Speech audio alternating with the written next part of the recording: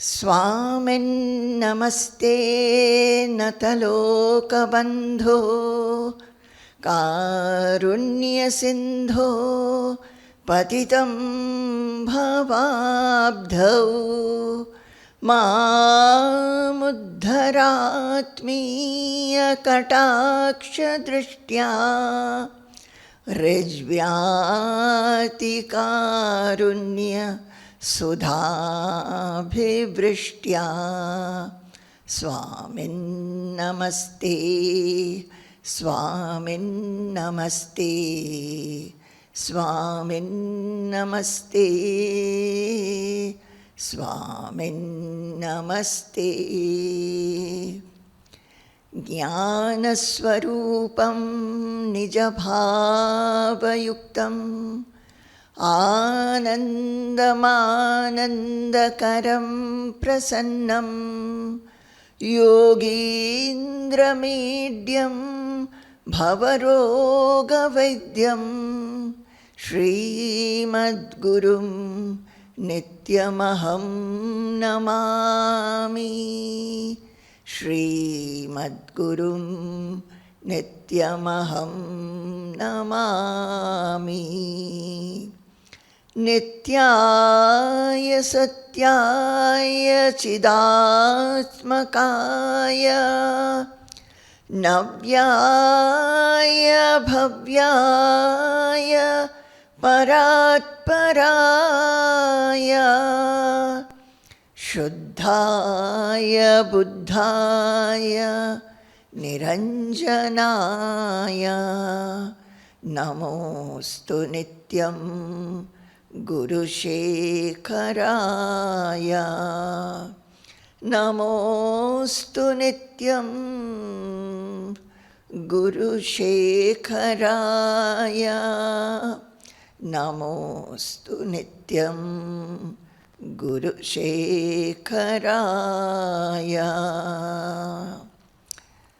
Jai Guru, Jai Guru, Jai Guru. Today I have taken the second volume of the book Prabhatirashmi. And whenever I am taking any of the Prabhatirashmi volumes, initially in the first volume I have been taking one topic after another, and then I've been going through the 3 volumes which are published, and whatever I feel will be suitable. Of course, everything is suitable for the seekers, but whatever I feel will be very useful right at this moment, I'm picking that up.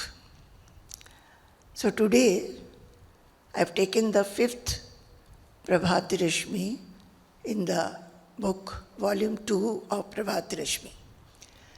The topic is sublimation through introspection. Swamiji has spoken on sublimity.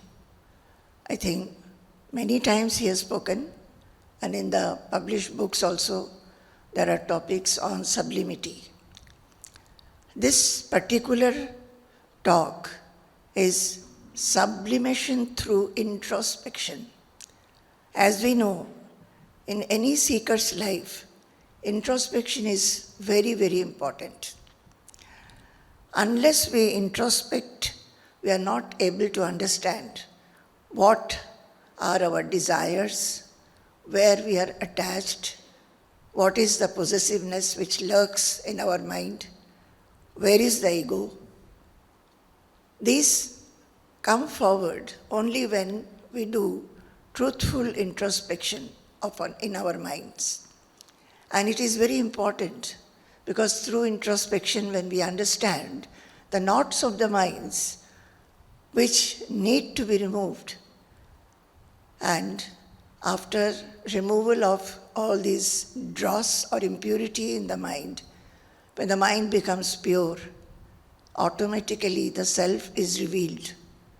Otherwise, because of all these impurities, the mind becomes disturbed and although I am the self, this true nature of mine does not get revealed at all.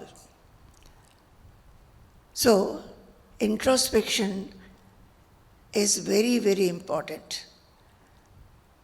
Certain things are very important qualities in a seeker's life. A seeker must be very humble, always ready to learn, ready to accept one's own deficiencies, shortcomings, impurities, and work on them very sincerely. And the sadhana chatushtayam that any seeker must have, as all of you know, these are the steps to grow in sadhana. So in sadhana chatushtayam also, there is nityanitya vastu vivekaha, is vivekaha, that is the discrimination between what is false and what is true, what is real and what is unreal. That is absolutely necessary. And in our day-to-day life, this comes down to introspection, where we introspect about the thoughts in the mind, about the decisions that we have taken, about the behavior and interactions that we have done, also how our intelligence has worked or not. So, this topic, I felt, is absolutely important for any seeker. And, as I always say, we may read it thousands of times. Any time, repetition and repeatedly reading this or repeatedly analyzing this, introspecting over them, reflecting on whatever we have read or heard, will be always valuable. It's not that we once read and go to the next one. So, what is this topic? Swamiji is saying, Harihi Om Tat Sat. Sublimation through introspection is the topic. And this Swamiji spoke on 27 January 1999. For a sadhaka or a devotee, constant self-examination is essential. It is this self-examination that will intensify and deepen his sadhana. This self-examination or introspection actually will deepen the sadhana. To the extent a devotee starts examining his own personality with its different facets, behaviors, interactions, and the effects and the outcome of all these on himself, to that extent his mind is kept away from worldly involvement. What does it mean? Why should we do introspection? See, for a seeker it is important to purify one's own mind. And to purify the mind, we have to look into our own mind and find out what are the deficiencies and defects.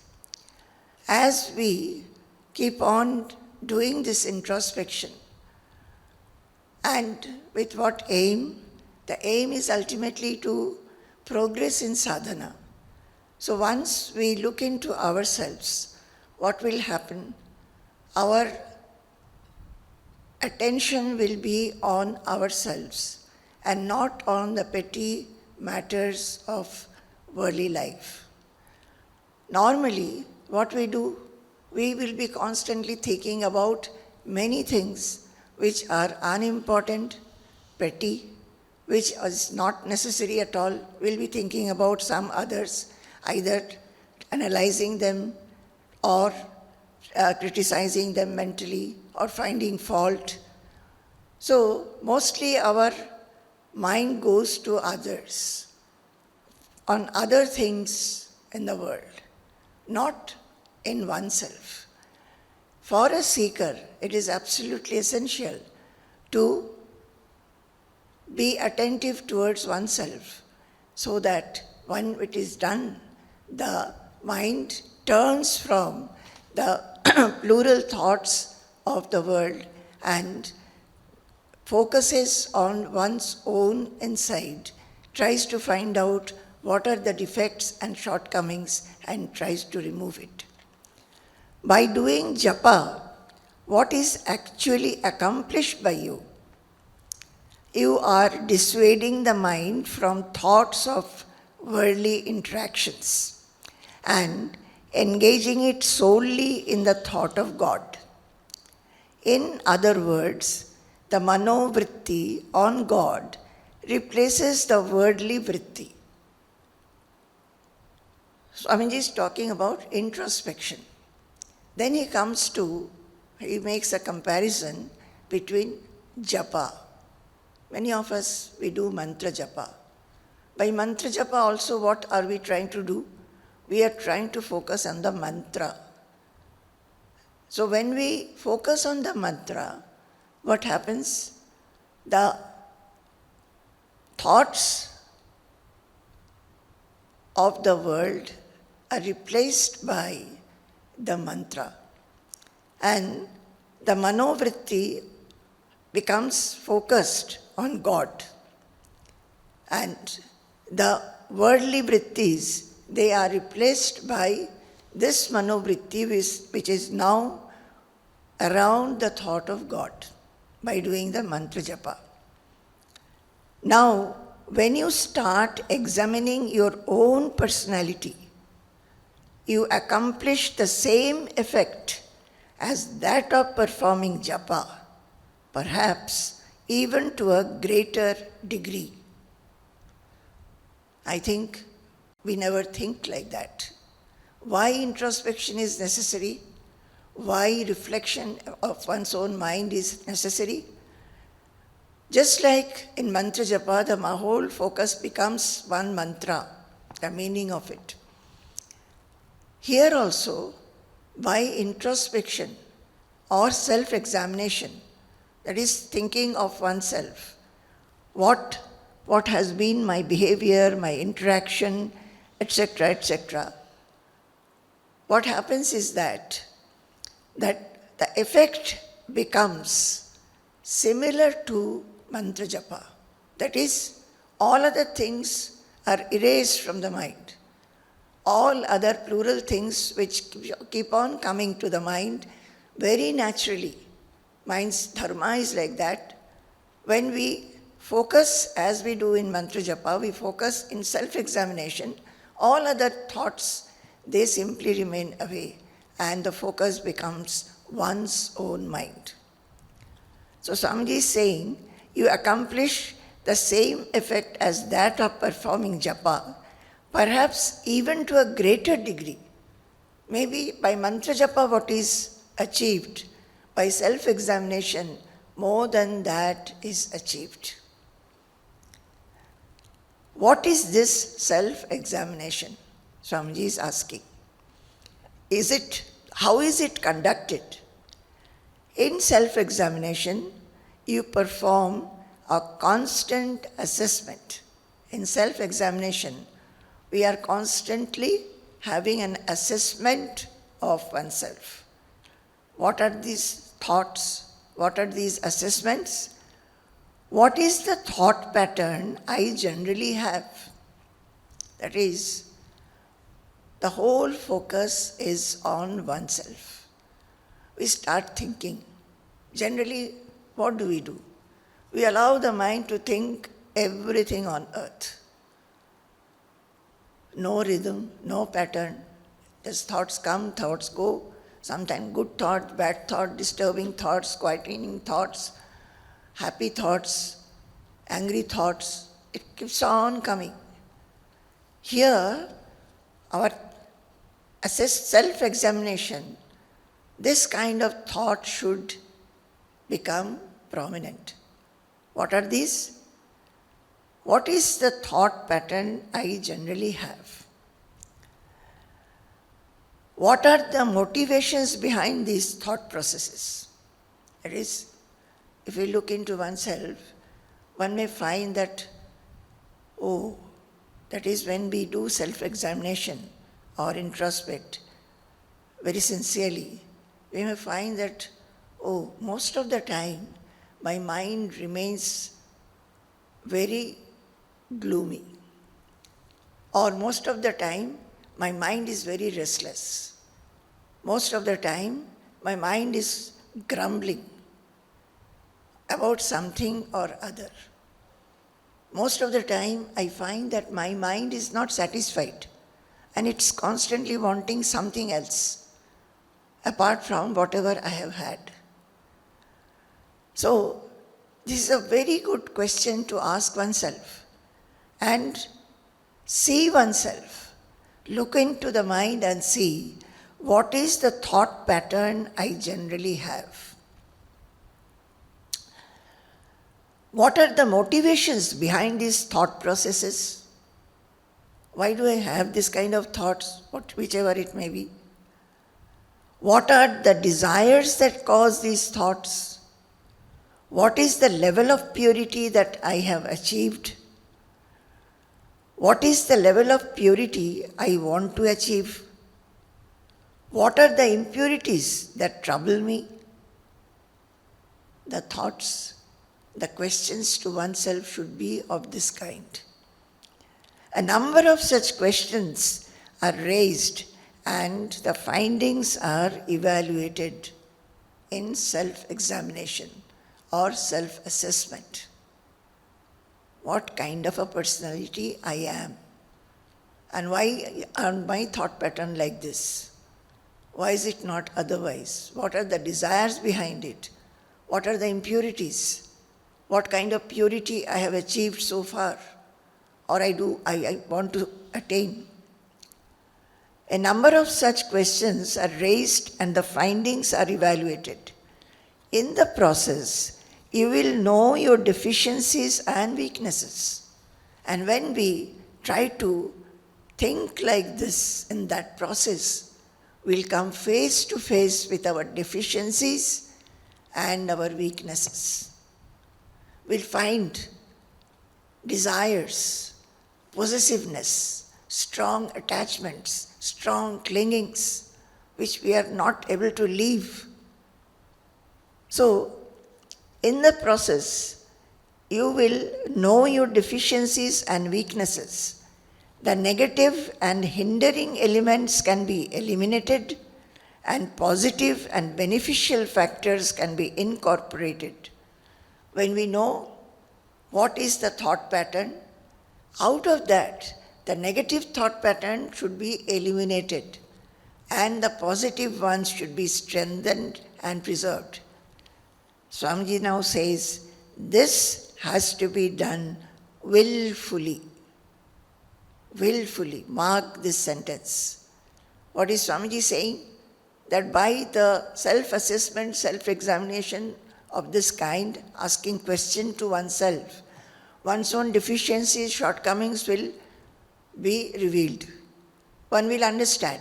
We will find that it's very difficult to leave them. But what one should do is the negative ones should be removed and the positive ones should be strengthened. And this process has to be done willfully. That is, one must have a strong aspiration to do. Strong aspiration to pursue this process willfully. Unless the will is there, it will be just, knowing it, but not implementing it. We know, but we don't take the trouble of implementing it.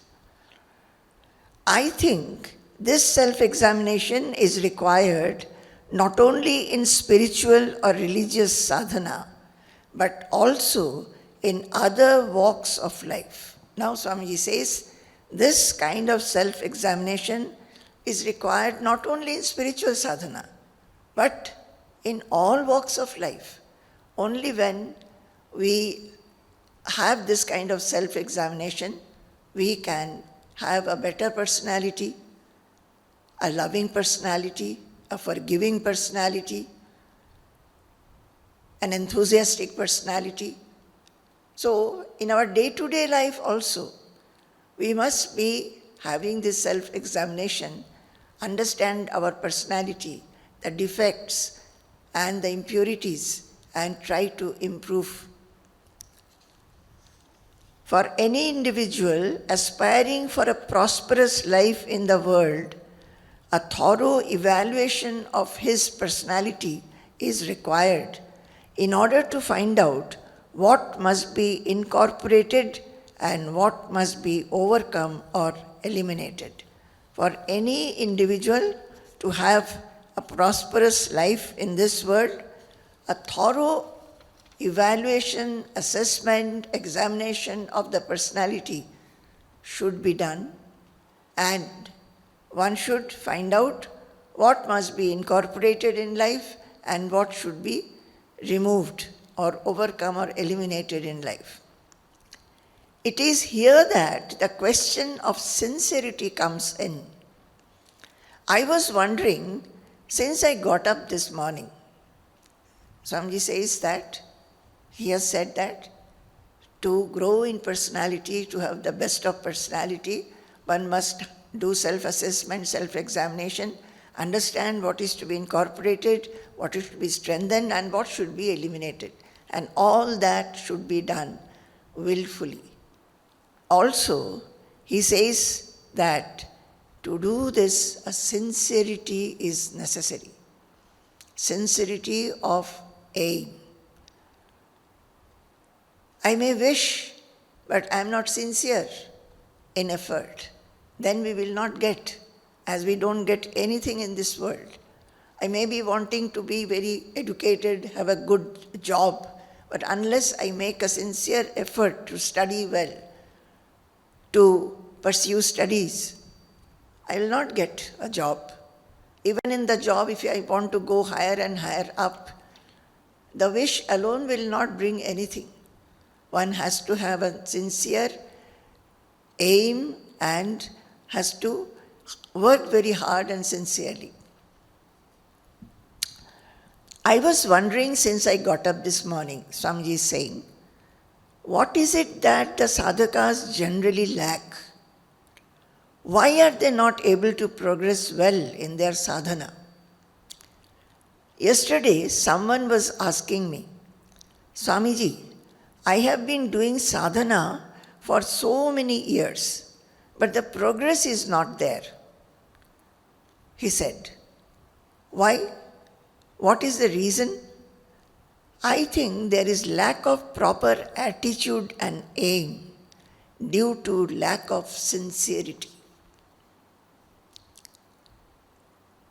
Swamiji says the sincerity is very, very important. And he says that people say that they have not been able to progress in sadhana. And what for it is, he says that I think there is lack of proper attitude and aim due to lack of sincerity. Vajashravas, father of Nachiketas, was performing the holy sacrifice. But the desecrating manner and the attitude with which he performed it made the holy yajna unholy. The son, Nachiketas, keenly observing his father's actions, felt immensely moved. The performer of the yajna lost his mission, but the one who was watching it with sincerity gained immortality. To explain what is sincerity, Swamiji is taking the example of Nachiketa. Nachiketa's father was Vajashravas, who was doing a yajna, and he was offering such cows which were old, which had eaten grass for the last time, then they have milked for the last time. it drank water for the last time. They are not able to calve anymore, that is, not able to give birth to calves, so there won't be any milk. Such useless cows from his cowshed he was giving as offering in the yajna, which was making the whole holy yajna unholy. Nachiketa was watching the yajna, but he was watching with sincerity. The father who should be doing the yajna sincerely, giving excellent offerings, was not doing it. He was not sincere. But his son, who was just an observer, was watching it very sincerely, and that is how he got immortality. We gradually use the word sincerity in common parlance to mean honesty, frankness, and the like. Most of the words become cliches through long usage, and we tend to forget what they really imply.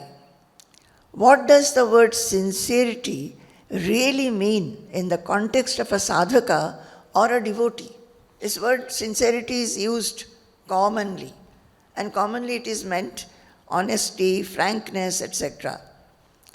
But what does sincerity mean with regard to or in the context of a sadhaka, a seeker, or a devotee? I am bringing this up to highlight a point, Swamiji is saying. Swamiji is saying I am discussing all this to highlight a particular point. Most of the devotees think of God and chant the name of God repeatedly. What do they propose to achieve by this? Instead of always chanting the name of God, I think the devotee should start asking himself, I am chanting the name of God. What for am I doing it? After chanting for so many years, have I got what I wanted? If not, how will I get it?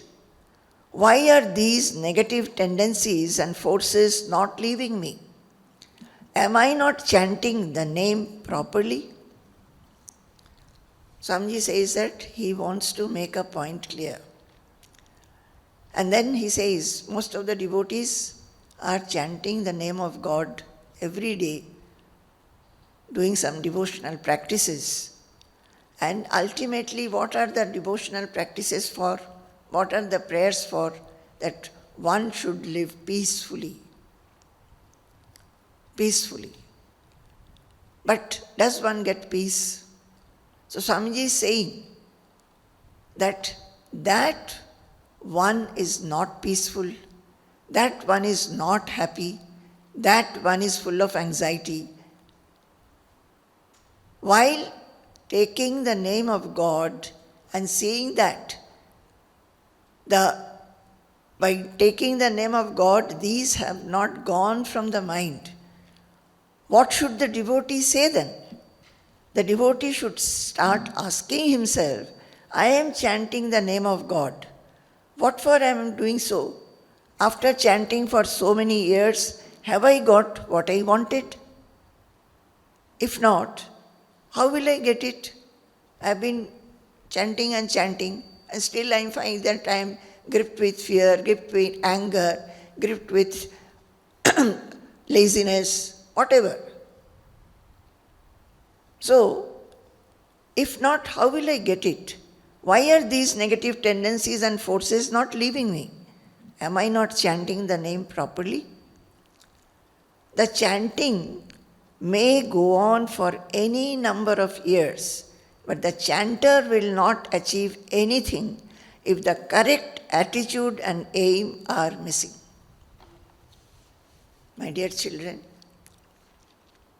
that is why we take to our devotional practices just as an occupation or one of the work or one of the chores that we have to do in our lives.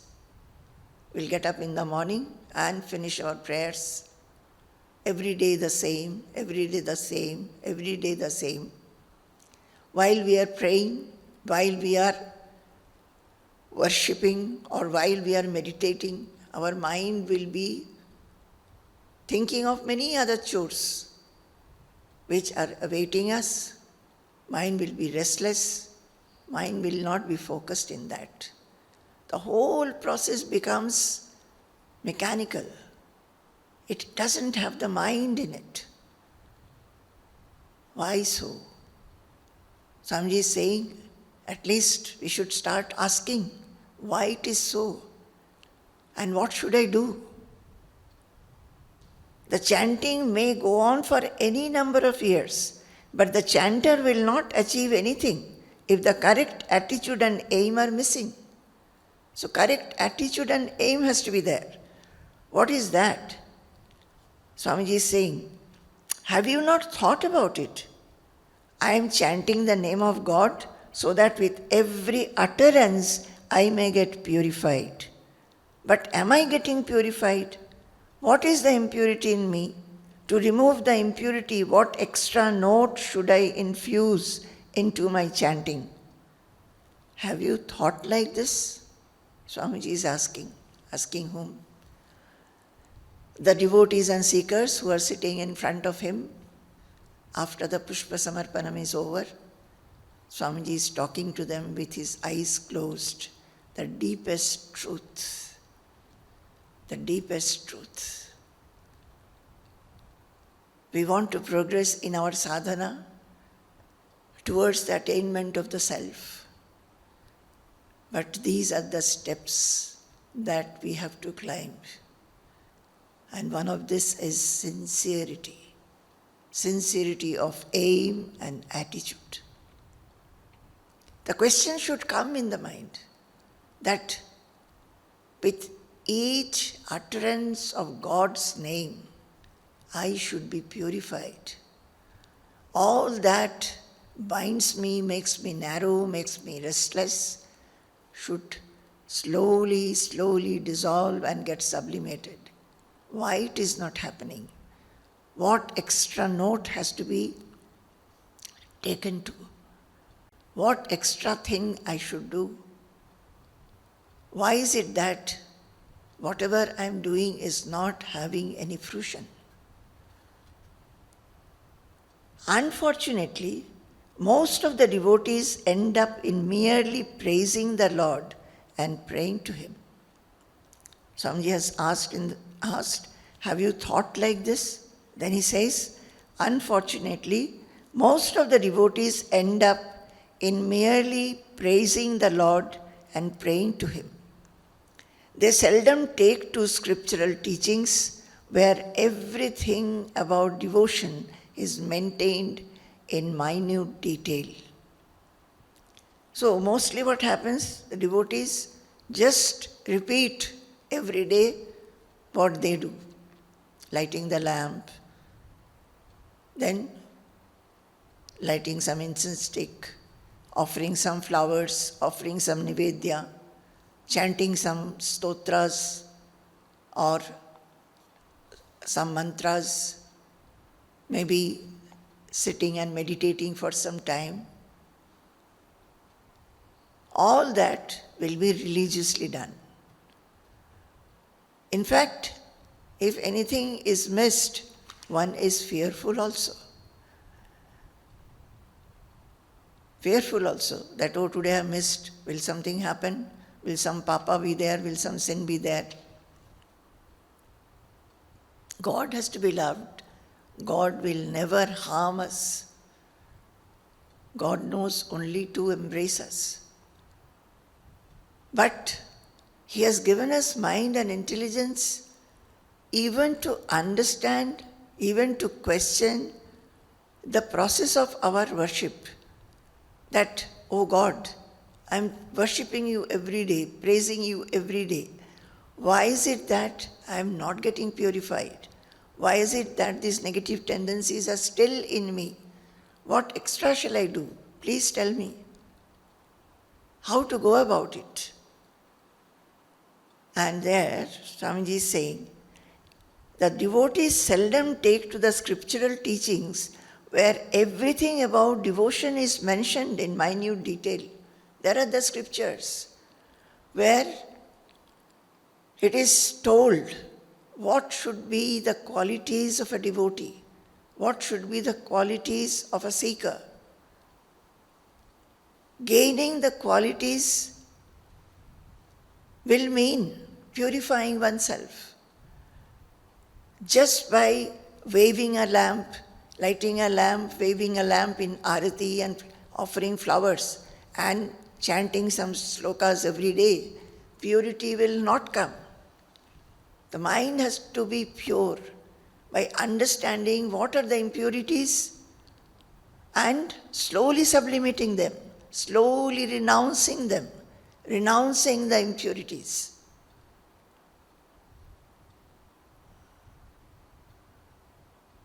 I had asked Baba once, I was very young at that time, that Baba, I find that I get irritated very fast. I become very fearful when something or other happens. How to get rid of all these negative thoughts, negative tendencies in me? By God's grace, maybe this process of introspection, though I did not know that this was called introspection, was going on. At least I went to Baba and told him, I want to get rid of my negative thoughts. And you know what Baba said? Tell whatever you want to purify in your mind. Tell those traits, I don't want you anymore. Tell them in a friendly manner, please leave me now. You have been with me for some time. I don't want you anymore. Keep on telling them, keep on telling them. And they will be sublimated. So, in our scriptures, it is all written. There is call to the human beings, the humankind, that what should be our qualities, the human qualities, the qualities of the Atma. We should love those qualities. We should try to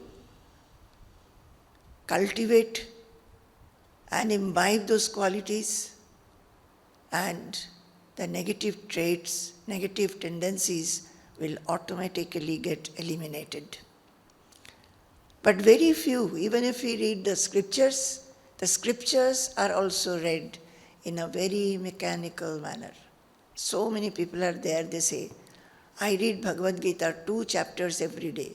I read the Bhagavatam 2 chapters every day. Without reading, I do not even take breakfast or water. That is very good. But what is necessary is the introspection. What is necessary is to introspect, assess oneself, understand what the scriptures are saying, examine oneself, evaluate oneself and see how far I am from these qualities and what are the instructions given in the scriptures to develop the qualities. Then only a seeker will grow. What exactly is meant by devotion? What should a devotee think? Swamiji is saying that unfortunately most of the devotees end up in merely praising the Lord and praying to Him. They seldom take to the scriptural teachings where everything about devotion is mentioned in minute detail. Minute detail. Mark this word. Everything is written in minute detail. We have to only read it with wholeheartedness, read it with sincerity, and try to understand what we are supposed to do. Swamiji is saying further, what exactly is meant by devotion? What should a devotee think? How should he behave? What is his strength? What is his goal? It may be related to God, but to whom does it belong, and in what way does it affect the devotee? All these are explained in our scriptures elaborately. What is elaborated in the scriptures? What exactly is meant by devotion? We all feel that we are devotees because we are doing devotional practice in our own shrines. We go to the temple every day, we pray, we give puja on certain days. So we are devotees. But what is real devotion is elaborated in the scriptures. What exactly is meant by devotion? What should a devotee think? How should he behave? What is his strength? What is his goal? It may be related to God, but to whom does it belong? And in what way does it affect the devotee? All these are explained in our scriptures elaborately. Yesterday we had a discussion here in the ashram. Some discussion took place. It is in 1999. Some of you were finding it difficult to accept that to see God everywhere would also mean to have a devotional attitude towards everything. They raised their objection. Swamiji, when there is an instance of cruelty displayed by man, how can we have a devotional attitude towards it? Swamiji is now explaining what devotion means. When a devotee has true devotion, what should be the devotee's attitude? So he says that there was a discussion, and some devotees in that discussion were expressing the difficulty to accept that to see God everywhere would also mean to have a devotional attitude towards everything. That is, to have devotion means whatever may be the situation, good, bad, liked, not liked, everywhere the devotee must have a devotional attitude.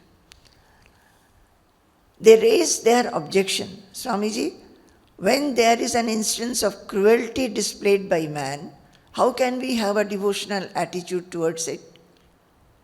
Swamiji said, but why not? For one who can look at even cruelty as godliness, will not the cruelty tone down? Swamiji's reply is, yes, even cruelty has to be looked at as godliness, because God is everywhere. He is in cruelty, He is in kindness. When we think like this, that God is everywhere, He is in everything, then even the cruelty will not remain as cruelty in the mind anymore. What did the Sapta Maharshis, 7 sages, do when they were confronted by the dacoit Ratnakara?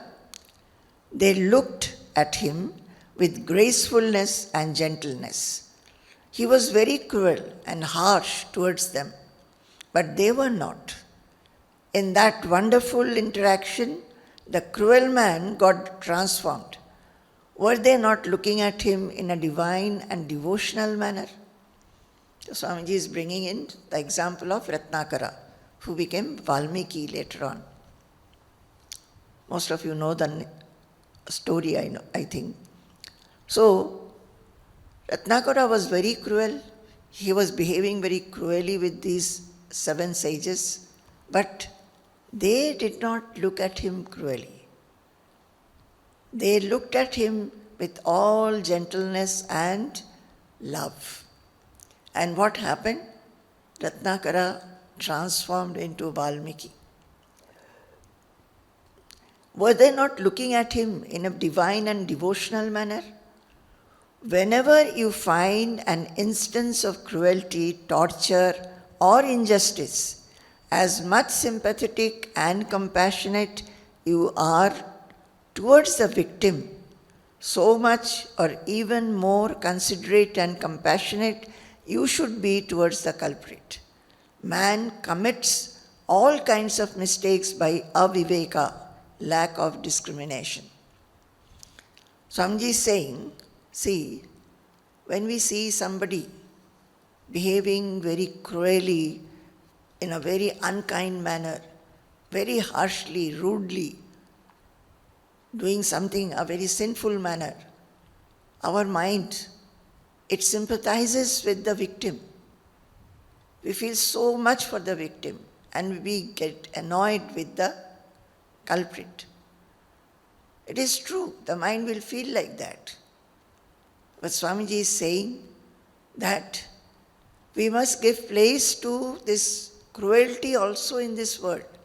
Both are there together. So, as a person, as a devotee, as a seeker, if we give our mind only to anger towards the culprit, our mind will be narrow. We must understand that both kindness and cruelty, they are coexistent in this world. And what we can feel, what this person has done is absolutely wrong. He will get his punishment in due course.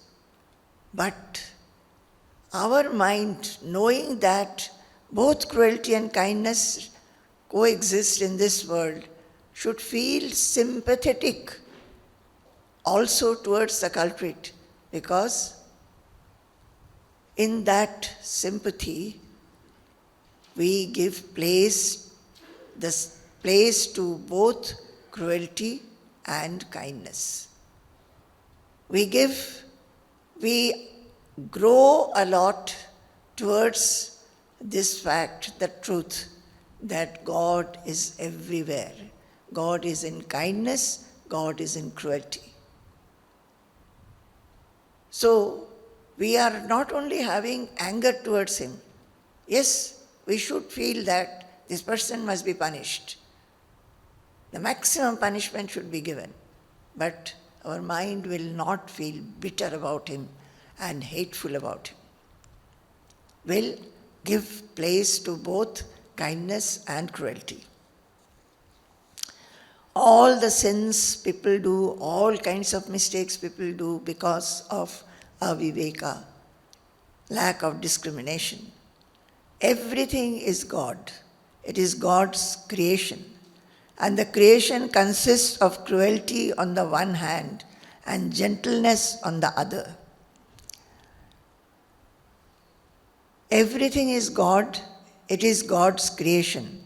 And the creation consists of cruelty on the one hand and gentleness on the other.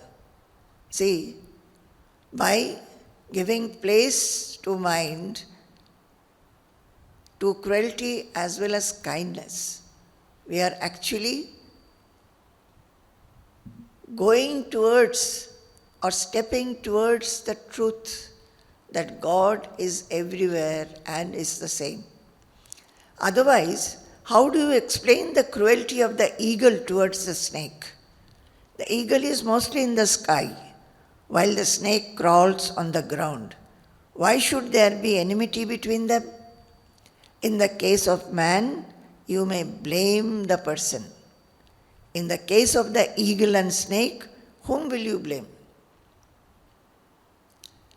This is where devotion emphasizes absolute surrender and acceptance of God and godliness in everything. Devotion emphasizes absolute surrender and acceptance of God and godliness in everything. Ravana is as much an incarnation of the Supreme as is Rama. My dear children, we are reading what Swamiji spoke. And what he spoke through this, what is he trying to impart to us? That God is everywhere. God is in everything, that God is in kindness as well as in cruelty. He is as much in Ravana, so much in Rama. We are knowing this as a knowledge. We come across it while reading the scriptures. We are hearing it again and again in the lectures. But we have to get established steadily in this knowledge. And who would tell us that? The Sadguru. He will repeatedly, relentlessly tell us, taking various examples so that the devotees and seekers who are near him, who are listening to him, they can get absorbed in this truth, the only truth. Ravana is as much an incarnation of the Supreme as is Rama. Rama is a gentle and noble incarnation. Ravana is a cruel and ignoble incarnation. Perhaps the lessons from Ravana are more readily absorbed and incorporated than the lessons from Rama. Mark this, what Swamiji is saying. Perhaps the lessons from Ravana are more readily absorbed and incorporated than the lessons from Rama. That is, seeing Ravana, his misdeeds, his behavior, all of us will feel that we should not be like this. So easily incorporated. But the values that Rama represented, how many you can take to that? His truthfulness, his listening to his father's words without any kind of hesitation, any questioning, unquestioningly he obeyed his father. How many can take to that? In Ravana, we can see the hand of cruelty and its outcome, and we can readily learn to avoid such tendencies. But the lessons of greatness and renunciation from Sri Rama are more difficult to absorb. The greatness that Rama represents, very difficult to absorb. Ravana, we know he was cruel and we should not be cruel. Very easy to take to that. But the greatness of Rama, how many can take? That is why Bhagavad Gita says, Nanyam gunebhyah kartaram yada drashtanupashyati gunebhyascha param vetti madbhavam sodhigacchati. 14.19 Bhagavad Gita, 14th chapter, 19th shloka. Seeing no agent other than the gunas and also knowing that which is superior to the gunas, one attains my state. That is, we should know and see that there is no other agent than the gunas. The gunas alone, they are the instruments for all activities. And also, there is something which is beyond the gunas also, superior to the gunas. Everything in this world is going on because of the gunas. But there is something beyond the gunas, the gunatita. One attains my state. Whether it is the holy austerity of a brahmana or a sage, or whether it is the deluded and aggressive cruelty of a dacoit, understand that both are the handiwork of gunas and that these gunas belong to Prakriti, nature. So, whether a brahmana has a brahminical noble trait or a dacoit has ignoble traits, cruel traits, both are the handiwork of the gunas which belong to the Prakriti, nature.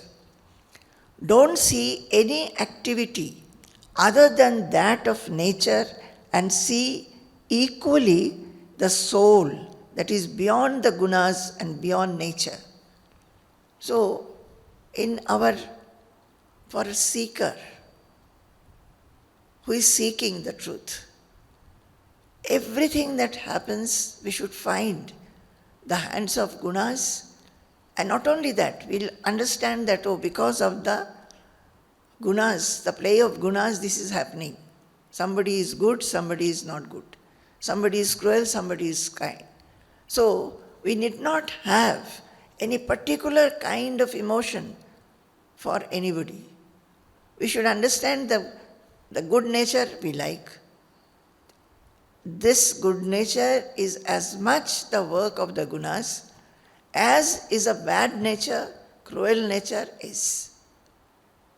And as a seeker of truth, one must immediately think there is something which is beyond these gunas also, which is the gunatita, which is the drashta of these gunas, and that is the soul. For any seeker, whatever activities are going on, these should be the thoughts. We should not get mingled with what is happening and lose ourselves. We should again and again come back to our core, our soul, whether it is a very small trivial actions or anything that we have achieved, we have been praised, or we ourselves having done it are satisfied. We must understand that there is a drashta, a witness, an observer, and that is the soul.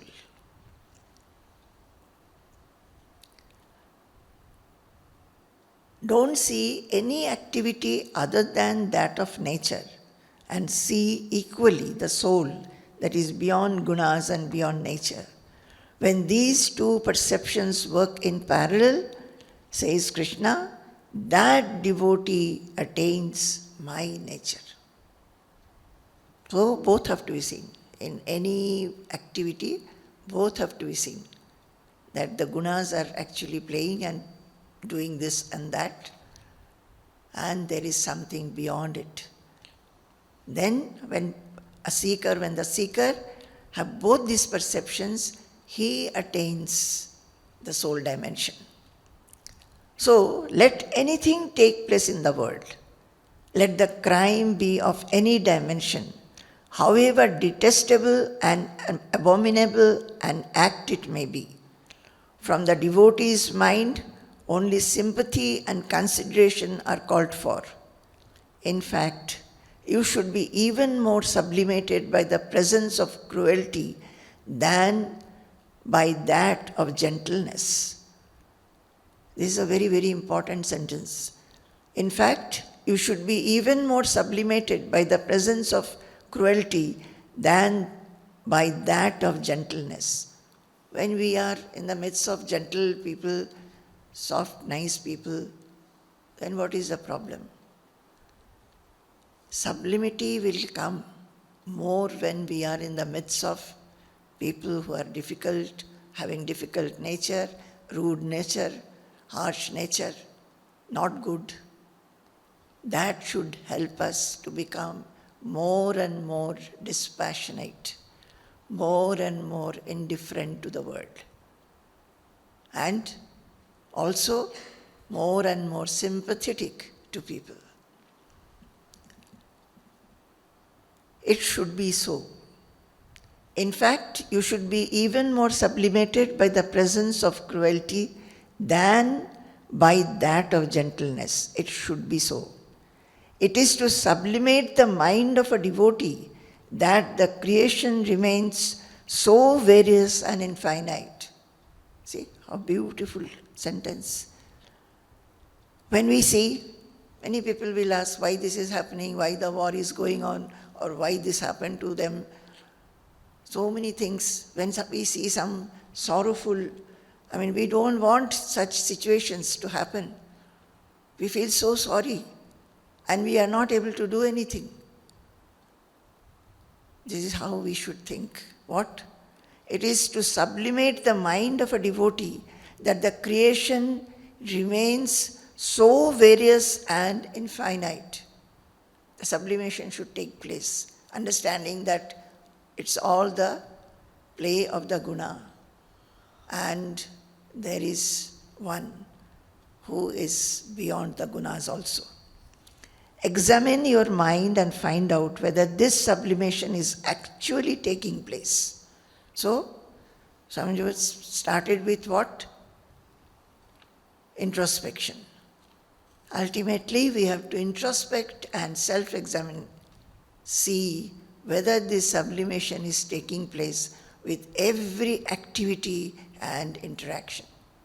With every activity and interaction, whether it's a worshipful activity, whether it's a devotional practice, religious practice, spiritual practice, or normal day-to-day other practices, other chores that we do, this introspection should be there. Am I getting sublimated? This examination is far more effective than mere chanting. Chant by all means, but let every chanting of yours be purposeful, ennobling and purifying. Search your heart and find out whether the right attitude is there. If it is not there, cultivate it. If it is there, preserve it. So, we may be chanting, even we can do mantra japa or chant, say some slokas and all that, but everything should be ennobling and purifying. Search your heart and find out whether the right attitude is there. If it is not there, cultivate it. If it is there, preserve it. Introspection done in this manner brings about the right effect. Through this introspection, the effect becomes deeper and deeper, and at one time it touches the very soul. So, introspection is an all-time sadhana. Mind should not think of anything else. Introspect into your own inside and see. Taking the mind away. See, when we are doing our daily duties, we have got so many responsibilities and duties, our mind has to be outside. But whenever we get time, whenever we are free, introspection should take place. About what? About whatever we have done. What was our attitude while doing? Whether the mind got sublimated or purified. Whether the mind was becoming restless, becoming disturbed. Then why was it disturbed? What is the desire behind it? What is the cause? Why is it that I want to get rid of certain negative tendencies, but I'm still not able to? This kind of introspection should go on. And it is a great, joyous adventure. You should take it as an adventure, joyous adventure. It is about oneself. It is not about anybody else. It is about one's own mind and intelligence. We'll find so many things to discover inside us. So many things which we like, we'll be proud of. And so many things we will feel ashamed to see in ourselves. And we have to just pluck those which we do not want and throw them. And enrich and strengthen those which we want. Okay. Jai Guru. Jai Guru. Jai Guru. Sampurnam Jagadevanandanavanam Sarvepi Kalpadrumaha Gangam Vari Samastavari Nibaha Punya Samasta Kriyaha Vacha Prakrita Samskrita Shruti Shiro Varanasi Medini Sarvavasthitirasya Vastu Vishaya Drishti Parabrahmani Sarvavasthitirasya Vastu Vishaya Drishti Parabrahmani. Jai Guru, Jai Guru.